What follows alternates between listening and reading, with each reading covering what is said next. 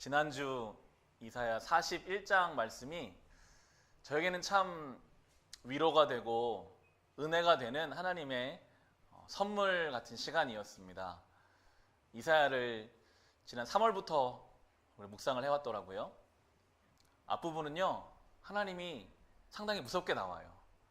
사랑하는 이스라엘 백성도 죄를 지었기 때문에 책임을 물으세요.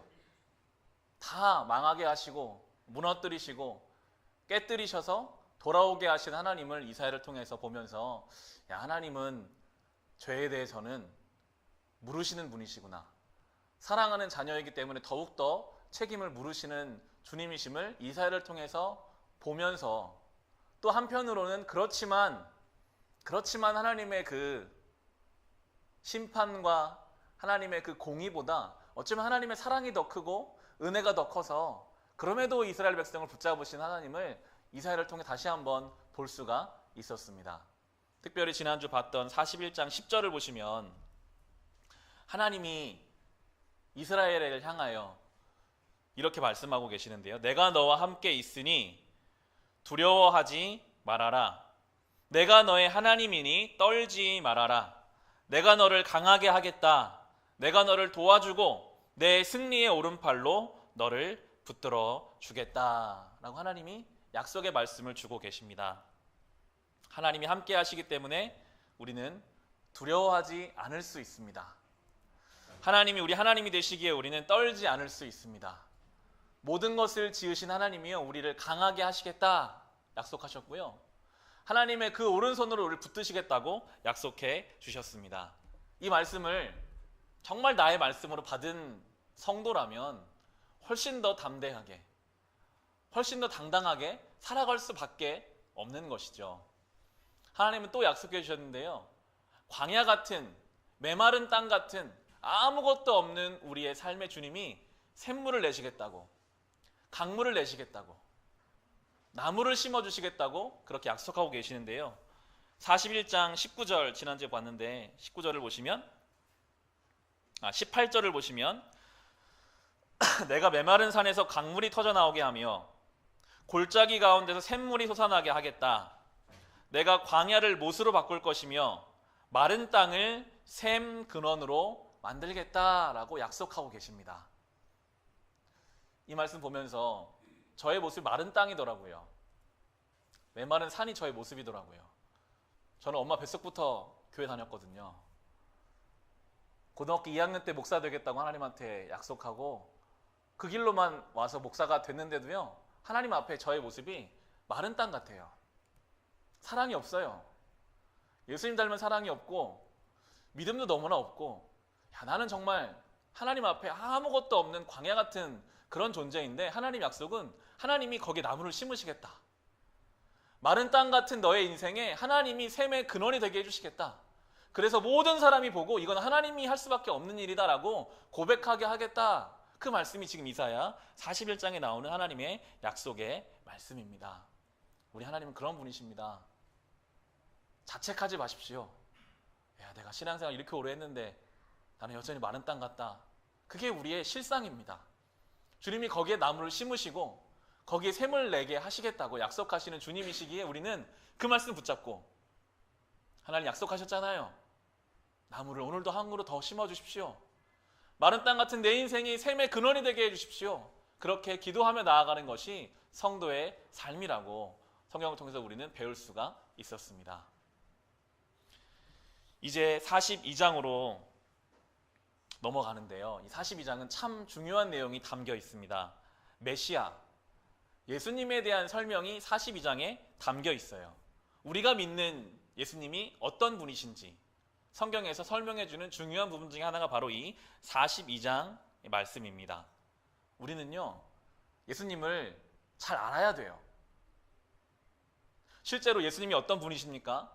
더 들어가서 성경적으로 예수님이 어떠한 분이신지를 묻는다면 많은 성도들이 대답하는 것이 궁색해질 때가 있어요. 예수님 나를 사랑하시는 분, 예수님 십자가에 죽으시는 분, 성경에는 너무나 곳곳에 메시아에 대해서, 예수님에 대해서 정확하게 구체적으로 설명해 놓은 것이 많이 있기 때문에 우리가 주님을 아는 지식이 더 풍성해질수록 우리의 신앙은 건강해지고요. 훨씬 더 우리의 신앙도 풍성해짐을 경험하게 될 것입니다. 이 수요일 이 시간에 정말 잘 오셨습니다. 수요일마다 우리가 이 성경을 통해서 주님을 아는 지식을 더 깊이, 더 채워갈수록 우리의 신앙의 건강함을 함께 누려가게 될 텐데요. 오늘 1절을 보시면 나의 종이라고 하는 메시아에 대해서 이렇게 설명합니다. 나의 종을 보아라. 그는 내가 붙들어주는 사람이다. 내가 택한 사람, 내가 마음으로 기뻐하는 사람이다. 내가 그에게 나의 영을 주었으니 그가 뭇 민족에게 공의를 베풀 것이다 라고 하면서 하나님께서 메시아를, 하나님의 종을 설명하십니다.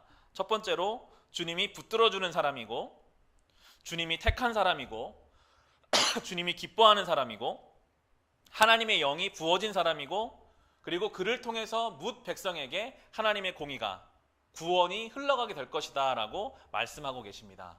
예수께서 이 땅에 오셔서 이걸 다 성취하셨거든요. 이 모든 메시아에 대한 설명을 주님이 오셔서 다 성취하셨고, 특별히 이때까지만 해도 이스라엘 백성만이 하나님의 구원 안에 있다라고 보고 있었는데, 이미 여기 이사야에서 그 하나님의 종을 통해서 뭇 백성, 이방 백성에게 하나님의 은혜가, 하나님의 공의가 흘러가게 될 것이다 라고 약속을 주고 계십니다. 우리는 이 예수님을 믿습니다. 이 메시아 예수님을 믿는 것이 성도입니다. 그런데 이 믿는다는 말, 우리가 우리말로 믿는다라는 이 말에는 소극적인 부분들이 좀 담겨 있어요.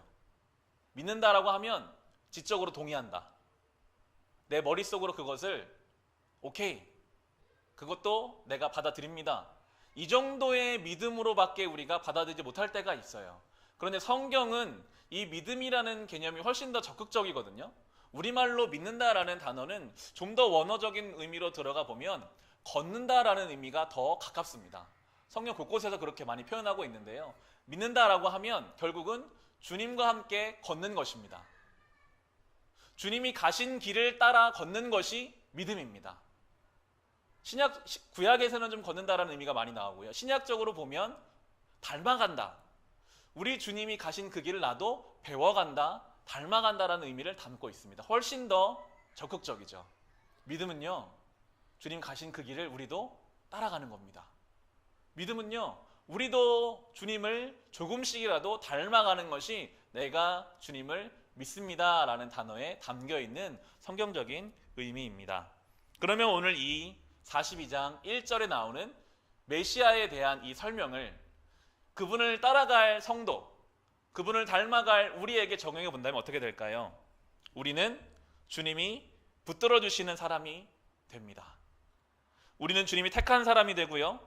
우리는 주님의 기쁨이 되는 사람이 되고, 주님의 영이 부어진 사람이 되며, 우리를 통해 문 나라에 하나님의 공의가 베풀어지는 사람이 될 것이라고 또 성경이 우리에게 증거해 주고 있습니다. 이것이 신앙생활의 귀한 이정표입니다. 성경이 그렇게 말해요. 성도라 하면 교회 와서 예배 시간 앉아있다 가는 것이 성도가 아니라 오늘 여기 나오는 것처럼 주님께 붙들림 받은 사람이 성도다. 여러분, 주님께 붙들린 인생이 되시기를 바랍니다. 우리가 그렇게 주님께 붙들려야 하겠습니다. 다른 것에 붙들리지 말고 주님께 붙들린 사람, 주님이 택한 사람, 주님의 기쁨이 되는 사람, 주님의 영이 가득 부어진 사람, 나를 통해 주님의 그 구원의 은혜가 다른 사람들에게까지 흘러가게 되는 그런 존재가 성도라고 우리에게 설명해 줍니다. 2절을 보시면요, 그는 소리치거나 목소리를 높이지 않으며 거리에서는 그 소리가 들리지 않게 할 것이다 라고 예수님을 설명해요. 예수님이 막 소리치고 목소리를 높이고 이러지 않으신대요. 주님 온유하게 일하시더라고요. 조용하게 일하시는 분, 우리를 강요해서 끌고 가시고 막 주님께서 우리를 주장하셔서 우리를 데리고 가시는 그런 분이 아니심을 성경이 우리에게 이야기해 주고 있습니다. 하나님의 뜻에 대해서 우리는 늘 궁금하잖아요. 하나님의 뜻이 뭘까? 기도해도 잘 응답해 주지 않으시는데 우리가 이 성경 구절을 통해 한 가지 생각해 볼 수 있는 것은 우리가 하나님의 뜻대로 살아간다고 할 때에는 마치 주님이 조용하게 일하시는 것처럼 우리의 삶이 자연스럽게 흘러가게 될 것입니다. 하나님 우리를 억지로 끌고 가시는 분은 아니시거든요. 뭔가 우리를 강요하고 목소리를 높여서 끌고 가시는 분이 아니시기에 우리의 삶에 지금 주님의 뜻이 이루어지고 있다라고 믿을 때에는 평안하게 물이 흐르듯이 흘러가고 있다면 우리가 그 길을 따라가도 될 것을 또한 성경을 통해서 생각해 볼 수가 있습니다. 그리고 우리도 이런 주님의 모습을 닮아야 할 것 같아요. 주님은 이렇게 큰 소리 내지 않으시는데, 목소리를 높이지 않으시는데 때로 우리는 목소리를 높일 때가 많습니다. 내가 하고 싶은 것이 있거든요. 목소리를 높여서라도, 내가 큰 소리를 내서라도 내 주장이 관철됐으면 좋겠고, 내 뜻이 이루어졌으면 좋겠고, 내 만족이 이루어졌으면 좋겠다는 그 상황 속에서 우리는 목소리가 높아지고 강하게 나가게 되는데요. 우리 주님을 닮아가겠다고 한다면 우리도 때로는 더 겸손하게 목소리를 높이지 않으며 그렇게 우리의 삶을 살아가야 할 것입니다. 하나님 우리를 보실 때 얼마나 목소리 높이고 싶으실까요? 저는 그런 생각이 들더라고요. 그런데 우리 주님은요, 3절을 보시면 이렇게 나와요. 그는 상한 갈대를 꺾지 않으며 꺼져가는 등불을 끄지 않으며 진리로 공의를 베풀 것이다 라고 나옵니다. 상한 갈대, 꺼져가는 등불은 필요 없는 것을 뜻합니다. 버려야 되는 거, 아무 유용 가치가 없고 이제는 바꿔야 되는 것들을 뜻하는데요. 주님은 그러한 것들을 버리지 않으시는 분, 쓸모가 없어 보이는데, 조건과 기준이 되지 않는데 그것을 바꾸시고 버리시는 분이 아니라고 성경이 우리에게 설명해 줍니다. 주님은 그렇게 우리를 사랑하셨습니다. 성경 곳곳에 주님이 끝까지 이스라엘을 버리지 않으시는 것들이 나오고 있죠. 그런데 우리는 어떻습니까?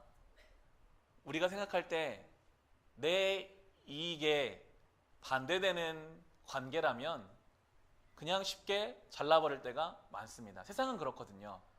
세상의 관계 맺는 방식은요, 심지어 내 가족이라고 해도요, 내 이익과 반대되는 사람은 잘라버릴 때가 많습니다. 상한 갈대를 왜 가지고 있고 꺼져가는 등불을 왜 키우고 있겠습니까? 새 걸로 바꾸죠.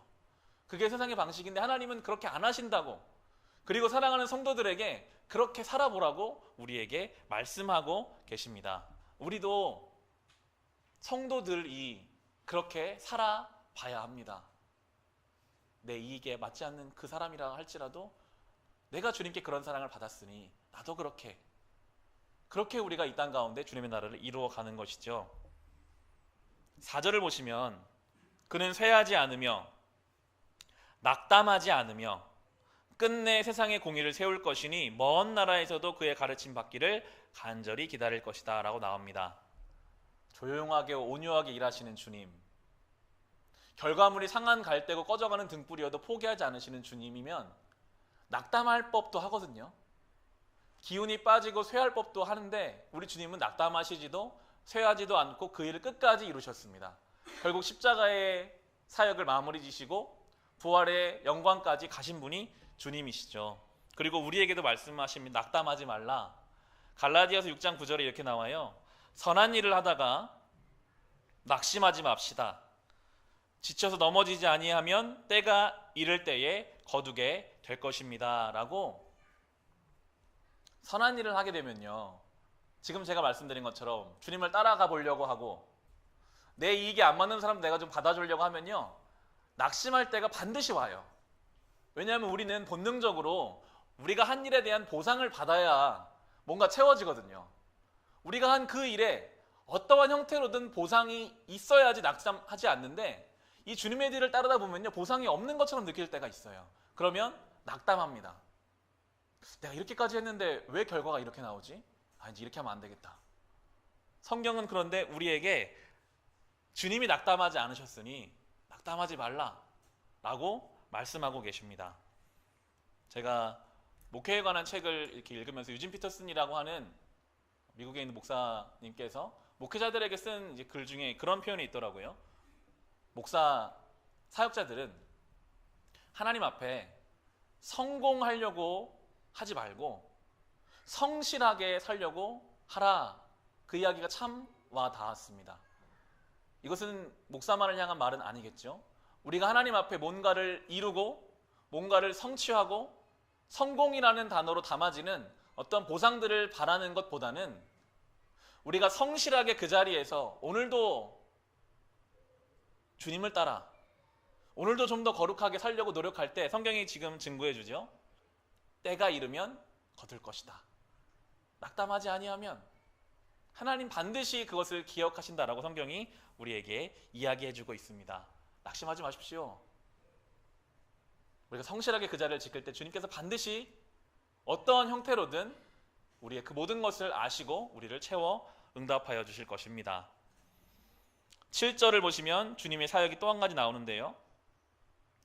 내가 눈먼 사람의 눈을 뜨게 하고 감옥에 갇힌 사람을 이끌어내고 어두운 영창에 갇힌 이를 풀어줄 것이다 라고 하면서 예수님의 사역이 눈먼 사람의 눈을 뜨게 하는 것, 감옥에 갇힌 사람을 풀어주는 것, 어둠에 있는 사람에게 빛을 주는 것이라고 구체적으로 설명하고 있습니다. 예수 안에서요, 우리는 보지 못하는 것을 볼 수 있게 됩니다. 우리에게는요, 세상에서 살아가면서 형성된 어떤 시각이 있어요. 방향성이 있어요. 자연스럽게 우리는 비교하면서 앞서가는 인생이 그래도 괜찮은 인생, 성공하는 인생, 내가 뭔가를 열심히 해서 이루고 그 이룬 것을 통해 다른 사람들에게 칭찬과 격려를 받는 것이 그래도 좀 괜찮은 삶이라는 시각이 우리 안에 형성되어 있어요. 그래서 그걸 통해서 자기 만족을 이루려고 하는 그런 인생을 살아가는 것이 자연스러운 우리의 모습입니다. 처음 신학을 2011년도에 신학교에 들어가서 3월 달에 광진구에 있는 한 교회 교육전도사로, 중고등부 교육전도사로 사역을 시작했습니다. 3년 정도 그 교회에서 주말마다 교육전도사, 파트 전도사를 했었는데요. 정말 열정이 넘쳤었죠. 매일 학교에서 공부하다가 주말에만 교회를 가는데 중고등부 아이들이니까요. 예배 끝나면 얘네 데리고 얘네가 PC방에 가 있으면 저도 PC방에 가서 애들하고 같이 게임도 하고 끝나면 떡볶이 먹이고 토요일날 교회에서 애들 재워서 같이 목욕탕도 가고 그 다음날 교회 데리고 오고 학교마다 쫓아다니면서 아이들 만나서 신방도 하고 여러 가지 일들을 하면서 자연스럽게 부서의 분위기도 좋아지고 아이들도 교회에 많이 나오게 되는 시간을 보냈습니다. 그런데 그 당시 그렇게 열정적으로 했던 저의 내면을 잘 들여다보면 하나님을 위해서 한 영혼을 위해서 한 부분도 물론 있지만 또 한편에는 인정받고 싶은 마음, 교회에서 그 전도사님 참 열심히 하신다, 장로님들, 목사님들에게 어떻게든 내가 좀 열심히 하는 모습을 보이고 싶은 마음이 내 안에 있었겠구나 하는 생각이 들더라고요. 그래서 많은 사람들에게 인정받는, 다른 교회에 갈 때에도 좀 도움을 받을 수 있는 그런 마음들을 가지고 내가 했던 것은 아닌가. 아이들이 시험 기간에 적게 나오면요, 낙심이 되는 거예요. 야, 이거 내가 잘못해서 애들이 안 나왔나 보다. 마치 그 모든 일이 나의 능력에 달려있는 것처럼 생각해서 좋아하기도 했다가 낙심하기도 했다가 그렇게 흔들렸던 그때를 오늘 말씀 보면 다시 한번 생각해 보게 되더라고요. 지금도 거기서부터 뭐 완전히 자유롭다고 말할 수는 없겠지만 예수 안에, 하나님 말씀 안에 들어가면 들어갈수록 그때에는 알지 못하고 보이지 못했던 것들을 볼 수 있게 되더라고요. 그런 것 중요할 수 있겠으나 하나님 앞에서는 정말 성경의 진리처럼 한 영혼이 천하보다 귀하고 내 힘으로 할 수 있는 것은 한계가 있고 하나님 앞에 내가 성실하게 자리를 지키는 것이 더 중요한 것임을 예수께서는 눈먼 자의 눈을 뜨게 하신다라고 한 것처럼 예수 안에 들어가면 들어갈수록 그전에는 보이지 못하던 것을 볼 수 있게 되고 내 삶의 방향으로 삼지 못하던 것을 삶의 방향으로 삼을 수 있게 되는 것이 우리 주님의 사역임을 다시 한번 경험하게 됩니다. 혹시 예수 안에서 자유를 누려야 하는데 육체적인 것, 세상적인 것에 매여서 참된 자유를 누리지 못하고 있는 것이 있으십니까? 우리 주님은 오늘 나오는 것처럼 감옥에 있는 자들을 풀어주시는 주님, 자유를 주시는 주님이시거든요.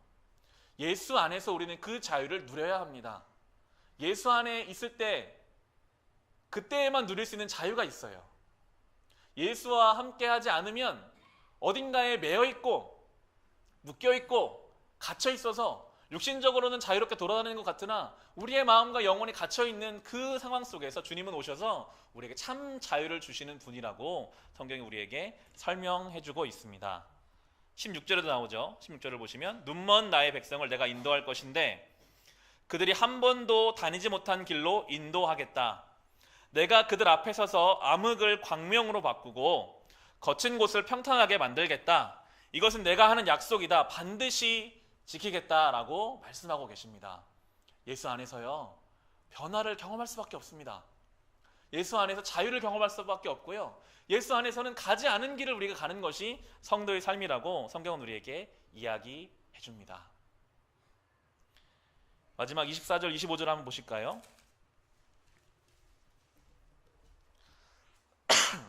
다른 방향의 이야기가 나오는데요. 24절, 25절에 야곱이 노략을 당하게 버려둔 이가 누구였으며 이스라엘을 약탈 자에게 넘겨준 이가 누구였느냐?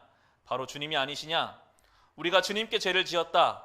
백성이 주님의 길로 걸으려 하지 않았으며 그의 법을 순종하려 하지 않았으므로 주님께서 불타는 진노와 참혹한 전화를 이스라엘 위에 쏟으셨다. 사방에서 불이 야곱을 덮었으나 이것이 무엇인지를 알지 못하였고 불이 그를 태웠으나 아무것도 깨닫지 못하였다라고 나옵니다. 이사야의 중요한 주제가 여기 있습니다. 이사야를 처음 수신받았던 그 이스라엘 백성들은 의아했어요. 왜 하나님 나라가 망하는가? 왜 하나님 백성들이 저 바벨론에 의해서 포로로 끌려가는가? 다시 한번 말해주죠. 죄 때문이다. 하나님 앞에 지은 그 죄 때문에 하나님이 약탈당하게 하시도록 그냥 두셨다. 설명해 주면서요. 그러나 전체적인 이사야를 보면 하나님의 그 구원 계획 가운데 이 이스라엘의 깨지고 무너지고 눈물 나고 망하는 이 과정이 들어가 있음을 우리는 알 수 있습니다. 하나님은요, 하나님 백성을 만들어 가시는 그 과정으로 때로는 이러한 아픔, 고난, 환난을 두시더라고요. 지금 이스라엘 백성은 알지도 못하고 약탈을 당해요. 고통을 당해요. 때로 우리 그럴 때가 있어요. 이해가 안 되지만 내 삶에 불어닥치는 태풍이 있고요. 흔들리는 문제가 있습니다. 그러나 오늘 그 다음에 43장 1절을 보시면 이렇게 나오죠. 그러나라는 단어로 받고 있습니다. 그러나 이제 야곱아, 너를 창조하신 주님께서 말씀하신다. 이스라엘아, 너를 지으신 주님께서 말씀하신다. 내가 너를 속량하였으니 두려워하지 말아라. 내가 너를 지명하여 불렀으니 너는 나의 것이다. 내가 물 가운데로 건너갈 때에 내가 너와 함께하고 내가 강을 건널 때에도 물이 너를 침몰시키지 못할 것이다. 내가 불 속을 걸어가도 그을리지 않을 것이며 불꽃이 너를 태우지 못할 것이다 라고 말씀하고 계십니다. 죄가 있고 허물이 있어서 무너지고 깨지고 완전히 망한 것 같으나 그러나 너는 두려워하지 말아라. 이미 주님이 선택하셨기 때문이다 라고 설명해 줍니다. 하나님의 소유된 백성도요, 2절에 나오는 것처럼 때로는 물 가운데로 지나가야 돼요. 좋은 꽃길만 가면 좋겠는데 하나님의 소유된 백성인데도 물 가운데도 지나가야 되고요. 때로는 불 가운데도 지나가야 됩니다. 물, 불. 지금도 그렇지만 그 당시 사람들이 가장 두려워하는 것이 이 두 가지였거든요. 이 둘 사이로 지나가게 될 것이다. 그런데 물 가운데 가도 침몰시키지 않는다. 물에 빠지지 않게 하신대요. 물에 가면 빠져야 되거든요. 근데 물 가운데 가도 빠지지 않게 하겠다. 불 가운데로 지나가도 타지 않게 하겠다라고 하나님께서 약속하고 계십니다. 이것이 성도의 특권입니다. 우리는 왜 내가 예수 믿는데 물이 있고 불이 있을까? 우리는 지레 겁먹고 염려할 때가 더 많은 것 같아요. 내 삶에 다가오는 문제, 그 문제가 나를 완전히 침몰시키지도 아직 않았고 그 문제가 나를 완전히 불태우지도 않았는데 우리는 침몰할까봐, 불탈까봐 하나님 앞에 염려하고 근심하고 믿음이 흔들리고 내가 다 헛믿었구나 여러 가지 생각들을 하는데 하나님은 지금 말씀하시죠. 물 가운데 지나가도 너는 침몰되지 않을 거다. 불 가운데로 지나가도 불꽃이 너를 태우지 못할 거다. 왜냐하면 주님이 나를 지명하여 불렀고 우리가 주님의 소유이기 때문이다 라고 말씀하고 계십니다. 이 말씀을 붙잡고 살아가시기 바랍니다. 너무 낙심하지 마십시오. 너무 두려워하지 마십시오. 주님의 약속을 붙잡으십시오. 물 가운데 불 가운데 지키시는 주님, 나를 소유 삼으신 그 주님을 오늘도 우리가 든든하게 믿고 이제 담대하게 성도된 삶을 살아가심으로 우리도 이제 주님의 뒤를 따라 함께 걸으며 주님을 닮아가는, 주님 기뻐하시는 성도로 살아가시기를 우리 주님의 이름으로 축원합니다.